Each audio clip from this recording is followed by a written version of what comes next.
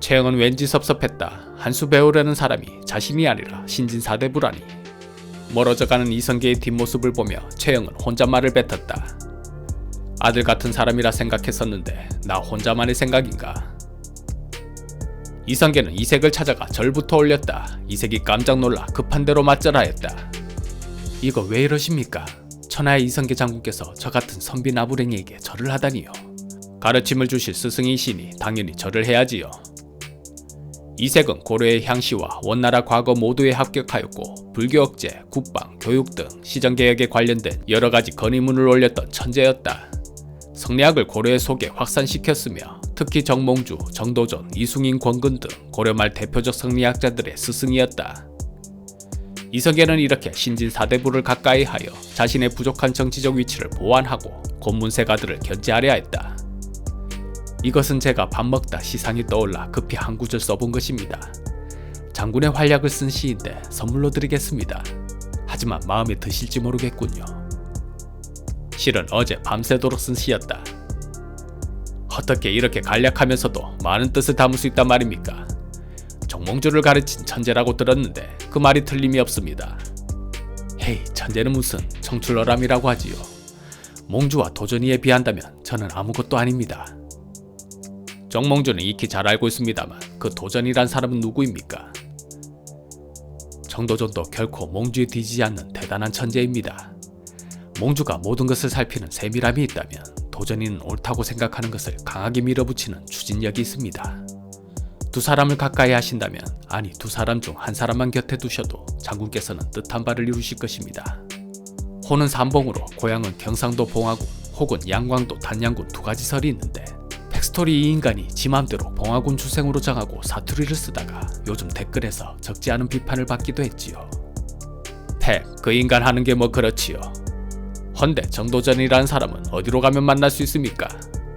저도 모릅니다. 정치적 문제로 유배를 갔었는데 다른 이는 대부분 복귀했지만 유독 그 아이만 돌아오지 못하고 있습니다. 이인임에게 찍혀도 단단히 찍힌 모양입니다. 또 그 이인임이란 자가 문제로군요. 그 사람을 조심하셔야 합니다.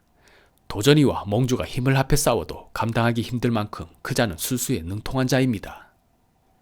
두 사람의 대화는 밤이 되도록 계속되었다. 이성계는 이색의 높은 학식과 인품에 큰 감동을 받아 시간 가는 줄 몰랐다. 오늘 가르침 감사합니다. 또 기회가 된다면 자주 찾아뵙고 싶습니다. 그래도 되겠는지요? 저야 뭐 언제든 환영입니다만 도전이를 만나게 된다면 저 같은 늙은이는 금방 잊어버리실 것입니다. 그럴 리야 있겠습니까? 앞으로 많이 가르쳐 주십시오. 이성계는 인사를 하고 이색이 집을 나왔다. 이야기가 길어지다 보니 어느새 밤이 되었다. 이성계가 밤하늘의 별을 바라보며 말했다. 정도전이라 도대체 어떤 사람일까? 한편 이인임의 측근들은 이성계를 매우 못마땅하게 여겼다. 싸움질 외에는 아무것도 할 줄 모르는 놈이 도당에 들어와 물을 흐리고 있는데 대감께서는 두고만 보시렵니까? 겉으로는 어리숙해 보여도 속에는 엄청난 야심을 품고 있는 사람이요. 나도 놈을 예의주시하고 있어. 차라리 다시 변방으로 쫓아내는 것이 좋지 않겠습니까? 아주 꼴보기 싫어서 도당에 나오기가 싫을 정도입니다. 적은 위험할수록 가까이 두어야 하는 법이요. 가까이 있는 적은 내가 잡을 수 있지만 멀리 있으면 잡을 수가 없기 때문이요. 게다가 이성계는 채용보다는 쉬운 상대요. 어째서 그렇습니까? 자신이 가진 패를 남김없이 다 보여주며 싸우려고만 하기 때문이요. 역시 대단하십니다. 이미 놈의 생각을 다 읽고 계셨군요. 하면 이성계를 잡을 계책도 있습니까? 이님이 빙긋 웃으며 답했다. 계책이 있어. 그 계책이 무엇입니까? 홍건적은 민간신학에서 시작해서 지금은 원을 뒤엎고 명나라가 되었소. 이 나라에도 홍건적과 같은 무리들이 일어나지 않으리라 누가 장담하겠소. 끈자의 우리 백성들 사이에서도 미륵신앙이 퍼지고 있다 하는데 내가 예의주시하고 있어. 무지렁이 백성들의 신앙과 이성계가 무슨 상관이 있다는 말씀이십니까? 그들이 홍건적과 같은 반란의 씨앗이며 그 배후에 이성계가 있다는 소문을 퍼뜨린다면 이야기는 달라지지 않겠소. 기다려보시오. 내 이성계의 목을 벨 것이니. 이성계의 정치 노선을 순탄치 못했다. 할 말을 하는 성격이라 도당에서 연일 분란을 일으켰다. 그때마다 그는 처절하게 깨지고 비틀거렸다. 평생 전장을 누벼온 이성계가 말빨로 그들을 상대하는 것은 역부족이었다. 어지간한 최영도 섭섭한 마음을 표현하였다. 자네 도당에서 그런 말을 하려면 사전에 나에게 상의는 할 수 있지 않는가? 그렇게 한마디 상의도 없이 불쑥말을 뱉어버리면 저들을 어찌 이길 수 있을 것이며 나는 어떻게 대처하란 말인가? 저는 고작 저들과 말싸움에 이기려고 도당에 들어온 것이 아닙니다. 그런데 할 말도 못한단 말입니까?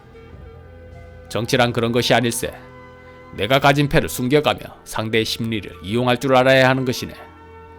외적과 싸우기도 급한 마당에 같은 고래사람끼리 말싸움이나 이겨야 한다면 나는 이따위 정치 안 할랍니다. 때려치울랍니다.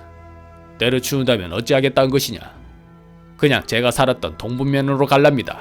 장군께서도 여기 있지 마십시오. 괜히 더러운 물만 듭니다. 내가 가버리면 왕실은 누가 지킨단 말인가? 왕실도 알아서 살아남아야지요. 백성들도 알아서 살아남아야 하는데 왕실이라고 못 살아남겠습니까? 말이 과하구나. 신하된 자가 어찌 그런 불충한 말을 입에 담는단 말인가? 죄송합니다. 분한 마음에 그만 용서하십시오. 이성계는 최영의 만류에도 불구하고 동분면으로 떠나버렸다. 그가 떠나자 오히려 이인임이 탄식하였다. 영모죄를 뒤집어 씌워 끝장내려 했는데 떠나버렸다니. 그자가 감이 좋은 것인가 아니면 운이 좋은 것인가? 지금이라도 병사를 보내 추포하시지요. 동분면에는 무적이라 불리는 그의 가별초가 있네. 헌데 무슨 힘으로 이성계를 잡아들이겠는가? 괜히 건드렸다가는 무슨 짓을 할지 모르는 사람일세. 한편 정도전은 개경 밖에서 삼봉제라는 학당을 열어 학생들을 가르치고 있었다. 처음에는 먹고 살기 위해 열었던 조그마한 학당이었는데 어느새 대박이 터져 정도전은 그 일대 스타 강사가 되었다. 공자왈 맹자왈 다 필요 없다. 시험에 나오는 부분은 정해져 있으니 미련하게 책만 붙들고 있지 말고 너희들은 내가 짚어주는 부분만 연락에 외우거라.